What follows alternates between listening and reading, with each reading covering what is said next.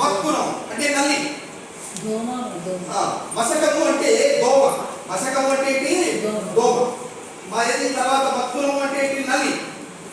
ఇవి రాత్రి పూట బాధిస్తాయి. అదే మనకు ఒక మాట ఉంది, ఇప్పుడంటే దోమలు ఉన్నాయి కానీ నల్లు లేదు. ఒకప్పుడు నల్లు విపరీతంగా ఉండేది. ఒక పద్యం ఏదో ఉంది, ఏదంటే శివుడద్రిని శయనించుట, శివుడద్రిని శయనించుట అంటే శివుడు కైలాస పర్వతంలో మధ్యకొట్ట పర్వతంలో ఉండడం. తర్వాత రవిచంద్రుడు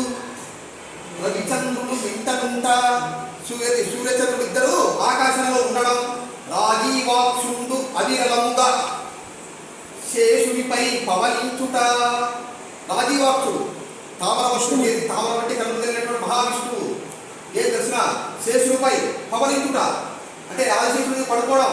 ఎందుకో తెలుసా? ఆకరణ చెప్పాడు, నల్లి బాధ పడలేక సుని, ఆ నల్లి బాధ పడలేక సుని అని.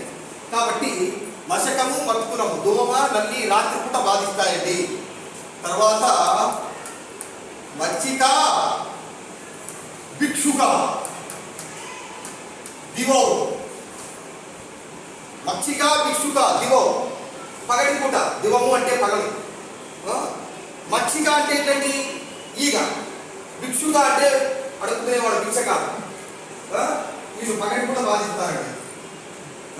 వీళ్ళు పగటి పూట వచ్చి అదేయడం ఇదేయడం అనుకుంటున్నాను. వీళ్ళు పగటి పూట ఇద్దరు బాధిస్తారండి. కానీ వీళ్ళు రాత్రిపూట, ఇది రాత్రిపూట గుర్తుపెట్టుకోండి, ఇది రాత్రిపూట వీళ్ళు ఇద్దరు పేర్లు చెప్పారు. అది ఇద్దరు పేర్లు చెప్పాడు. అది ఏదో క్లాస్ చెప్తాను. అహోరాత్రం ప్రభావతే, అహం అంటే పగలు, రాత్రి అంటే రాత్రి. పగలు రాత్రి విశేషంగా బాధిస్తారట. రాత్రిపూట ఇవి, పగటిపూట ఇవి. పగలు రాత్రి విశేషంగా బాధిస్తారట. అవి రెండు రాత్రి, ఇవి రెండు పగలు. మరో రెండు మాత్రం పగలు రాత్రి తేడా లేకుండా బాధిస్తాయట. అవి రెండు ఏవయ్యా అంటే ఇక్కడ చెప్పాను. ఒకటి రుణదాత,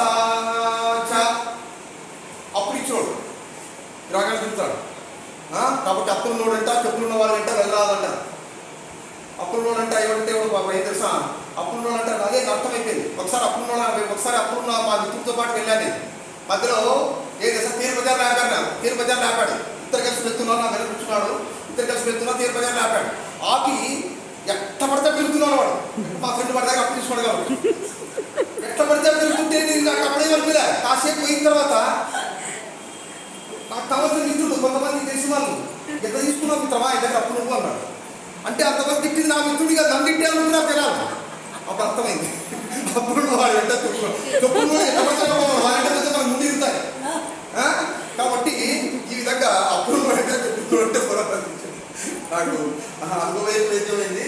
ఉన్నదాత ఆచారం ఏం చేస్తా, నాకు అప్పుడు ఇచ్చినోడు వాడు పగలు రాత్రి లేకుండా బాధిస్తాడు. ఇంకొకరు ఉన్నారు, ఎక్కేసి ఏమనుకుందండి సపరేట్ వాడతాం. నా సంబంధం లేదు, కవి చెప్పారు.